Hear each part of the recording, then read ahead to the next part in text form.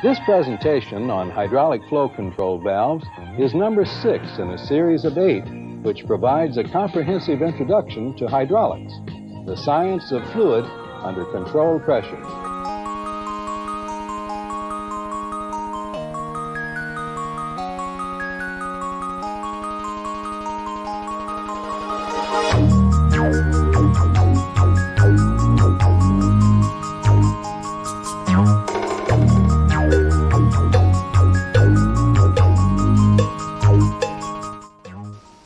I'm Paul Cook for Sperry Vickers.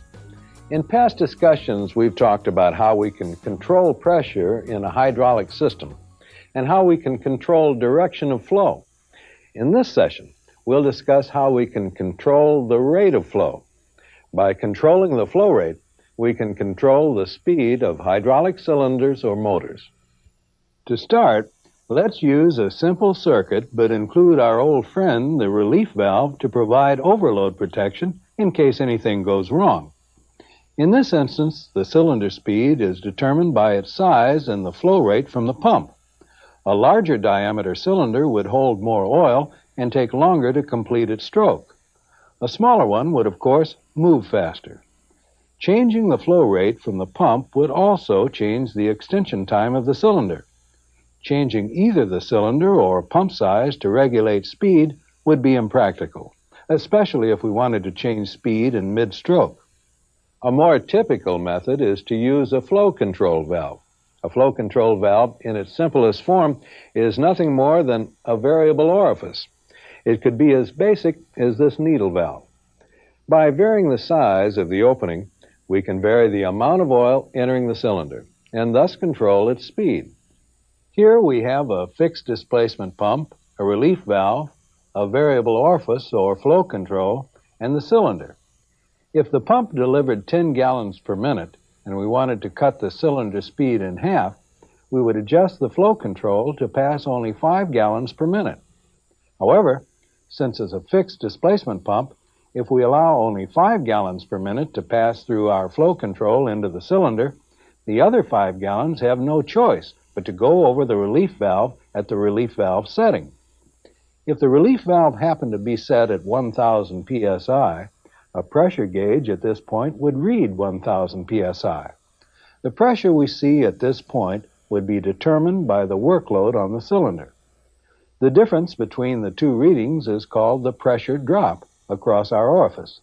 That's the pressure required to push the 5 gallons per minute through the orifice.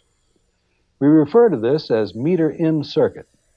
That is, we're metering the oil going into the cylinder.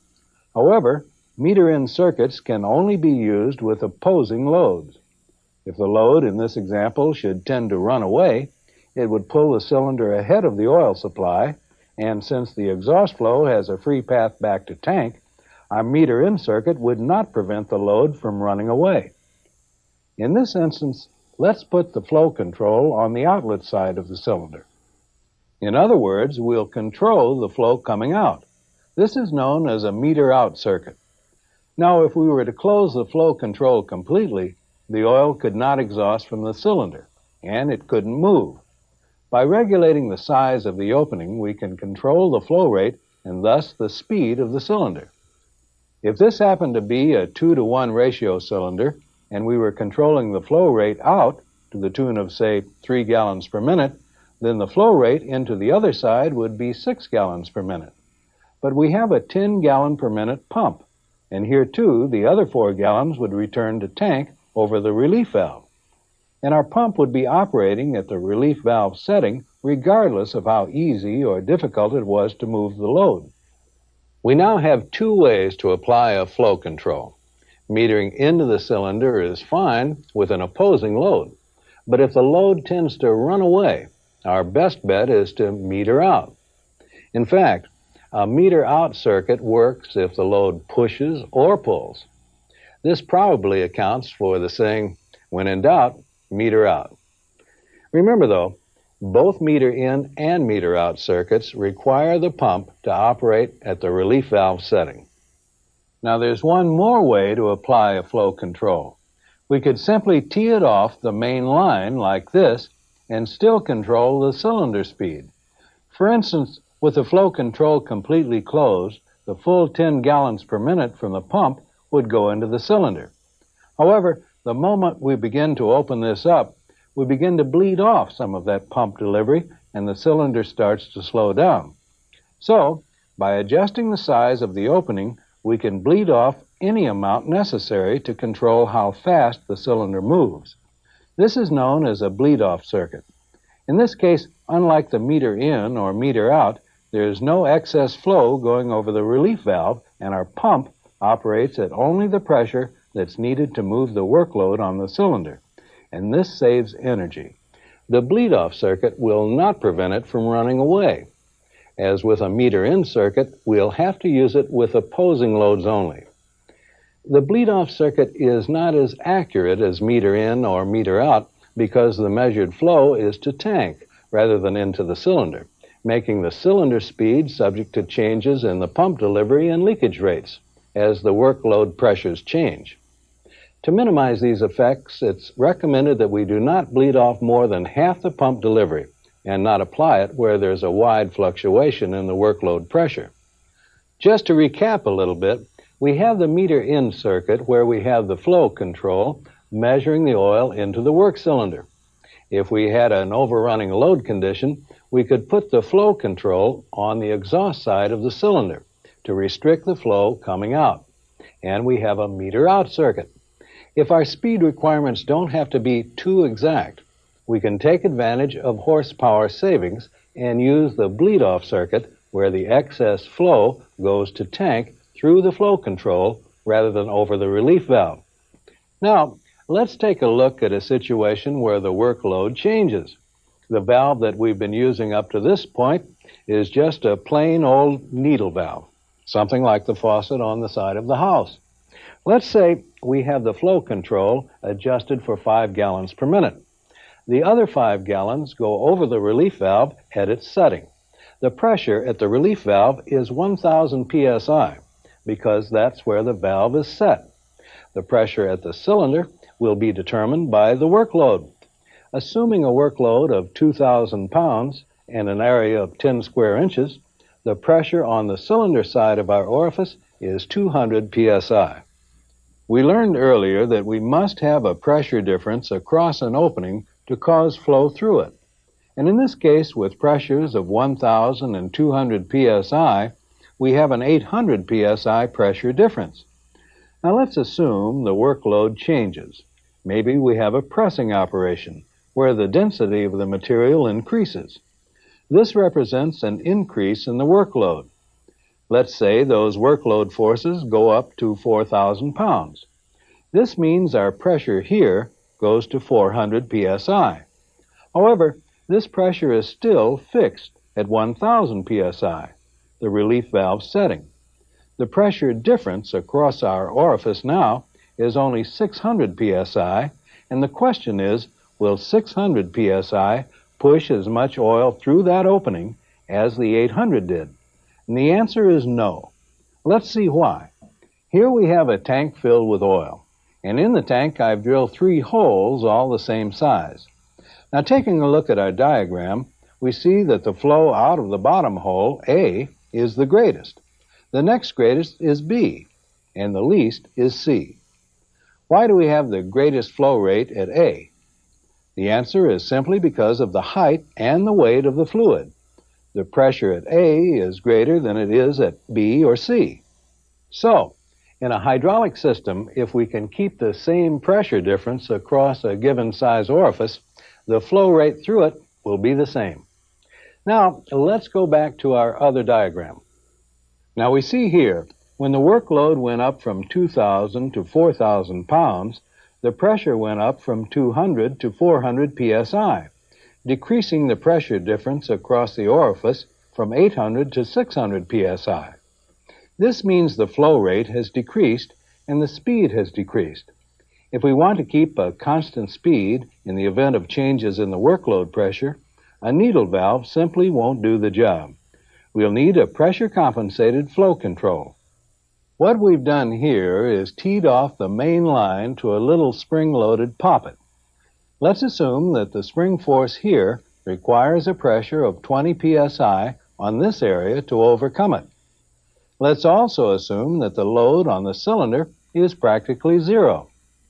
We have a 10 gallon per minute pump, and the flow control is adjusted for 5 gallons per minute. Now, when the oil comes out of the pump, only 5 gallons per minute can flow through the orifice. So the buildup in pressure, once it reaches 20 psi at this point, will cause this poppet to move off its seat, and the excess flow from the pump will take this path through here to tank. So we would have 5 gallons per minute taking this path, the other 5 moving the cylinder. With pressure at this point 20 psi and the pressure at this point 0, assuming no load, the pressure difference across our orifice is 20 psi. Now let's say that the workload pressure increases to 10 psi. The pressure at this point is 10 psi determined by the workload. The pressure at this point needed to open this valve is still 20, because again, all we're pushing up with is a spring that's worth 20 psi. So, our pressure difference across the orifice is now only 10 rather than 20 psi, and the flow rate through that opening is reduced and the speed of the cylinder is reduced. What we want to do is have this pressure increased by the same amount as the increase in workload pressure. To do that, we just tee off a sensing line from the workload side of our orifice into this spring chamber. Now, whatever pressure we have here works on the area of the poppet on this side, adding to the spring load. With pressure of 10 psi plus a spring that's worth 20 psi, the pressure required to open this valve and bypass the excess will have to be 30 psi. What's the pressure difference across the orifice? Still 20 psi. And 20 psi gives us the same flow rate and consequently the same speed. If the workload pressure increased to 100, we would have 100 psi aiding the spring. 100 plus 20 psi would mean that this pressure would have to go to 120. The pressure difference across our orifice would still be 20 psi, and the flow rate would still be the same. Increasing or decreasing the orifice size would enable us to increase or decrease the cylinder's speed as needed. By keeping the pressure difference across the orifice the same regardless of changes in the workload pressure, we now have a pressure-compensated flow control. This is actually what we call a bypass-type flow control valve. A bypass-type flow control valve is used only in a meter-in circuit. It will not hold back against overrunning loads, nor can it be used in a bleed-off function. So this valve is limited to one application, meter-in, but it has an advantage. If you recall, with a meter-in circuit or the meter-out circuit, using the plain needle valve, the excess oil went over the relief valve at the relief valve setting. With the bypass type, the pressure at the pump is just 20 psi over what the workload is. If the workload were 400 psi, the workload pressure back at the pump would be 420. So, comparing it to the meter in or meter out that we looked at just a little while back, it's saving energy for us. There is something else we can do with our bypass flow control. When this cylinder reaches the end of its stroke, we'll need some type of overload protection, and a flow control of this type can be modified to include a built-in relief valve. To do that, we just limit the pressure in this spring chamber by means of a small poppet and an adjustable spring. If I set this for 980 psi, it limits the pressure in the spring chamber to 980. Add to that the 20 psi for the spring, and the most pressure we can have once the cylinder reaches the end of the travel is 1,000 psi. So we could put this all in one package and have a combination overload relief valve and pressure compensated flow control. Because of the relief valve, it would have to be mounted between the pump and the directional valve, which we haven't shown here. It has the advantage of saving energy in that it doesn't operate at the relief valve setting when we're controlling speed. The disadvantage is that it can only be used in meter-in applications because the excess fluid is bypassed directly to the reservoir. Now, let's take a look at a pressure-compensated flow control that can work in a meter-in, meter-out, or a bleed-off function. Here, too, we maintain a constant pressure drop across an orifice, but in a somewhat different manner. We call it a restrictor type. It can be used in all three applications: meter in, meter out, and bleed off. This spool will move up and down in response to workload changes to keep the pressure difference from here to here constant. So we'll call it the compensator spool. The adjustable orifice controlling the flow rate into the cylinder controls speed, and we'll call it a throttle. Up here, we have our old friend, the 20 psi spring, holding the compensator in the open position. If the pressure underneath this spool reaches 20 psi and tries to exceed it, the spool will move up, tending to close off flow into the valve. Again, let's assume we have a 10-gallon per minute pump and we only want 5 gallons per minute into the cylinder. When we turn the pump on, flow through the throttle is restricted, and pressure builds up here and under the compensator spool, moving it up against the spring. As it moves up, the opening gets smaller, and as it gets smaller, it restricts the flow rate entering the valve to what 20 psi can push through the throttle. In our case, 5 gallons per minute. The excess flow again must return to tank over the relief valve. If the relief valve were set for 1,000 psi, the pressure at this point, when we're controlling flow rate and speed, would be 1,000. The pressure at this point would be determined by whatever the workload is. If the workload pressure were 100 psi, we would have 100 psi here, and we'd have 1,000 psi here. Now, how much would we have here? Well, let's take a look. We have a sensing line from the workload side of the cylinder, and whatever pressure we need to move that cylinder adds to the 20 psi spring. So the pressure here will always balance out the spring force plus the workload pressure. We have 100 psi plus a spring that's worth 20. So the pressure at this point will be 120 psi. The pressure difference across the throttle is 20 psi, and the flow will be 5 gallons per minute. If the workload went to 400 psi, this would go to 420. Now, what's the pressure difference? Still 20 psi. And the flow rate? Still 5 gallons per minute. And the speed remains the same. Now let's take a look at a flow control that has an additional benefit. We all know that the temperature of oil affects its viscosity. We can get more hot, thin oil through an orifice at a given pressure than we can cold, thick oil. Any change in the temperature of the oil changes its viscosity, which in turn changes the rate of flow through our flow control and the speed of the cylinder. Now here we have a drawing of a pressure-compensated flow control with a temperature-compensating throttle. Its operation is essentially the same as the previous valve. Here's our compensator spool. Now instead of having the sensing hole in the body, at this point we simply sense the pressure to the bottom of the spool through this hole. Instead of using the graphic representation for the throttle, we'll show a more realistic one. It's sort of a cup-shaped device with V notches for better metering. It's held open by a small spring and closed by an aluminum alloy rod, which extends through the cup into the oil flow. If we'd set this for 6 gallons per minute and the temperature went up, the oil would become a little thinner and tend to flow faster through the throttle. However, the increased temperature also causes the aluminum rod to expand and close the throttle opening to compensate for the change in oil viscosity. So, even with the thinner oil, the speed still stays essentially the same. So, there are really 3 possible locations for the flow control. Where it's located is determined by the requirements of the particular application. Well, we've spent a lot of time on theory and schematics. Now, here's the actual hardware. Here again is our simple needle valve. This one's a non-compensated flow control.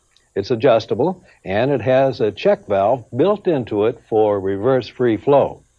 It's installed in the circuit by means of threaded pipe ports. Now this is the unit that's both pressure and temperature compensated. The knob on the front allows us to set the throttle opening, and the key is a means of locking the setting. The valve is installed into the system by means of a subplate which has matching in and out porting. Over here we have a feed control panel, which in effect is two flow controls. This package allows the cylinder to have a rapid advance and coarse and fine feed cycles. It too is installed into the circuit by means of a subplate. No oil lines are connected directly to the valve body. And finally, we have a large valve which can be electrically modulated to allow us to control flows up to 60 gallons per minute. Okay, that concludes our discussion of flow controls. As you've learned, the speed of an actuator depends on how much oil is pumped into it, and flow controls regulate that speed. This has been Chapter 6 in our 8-part training series on the basics of hydraulics. I'm Paul Cook for Sperry Vickers.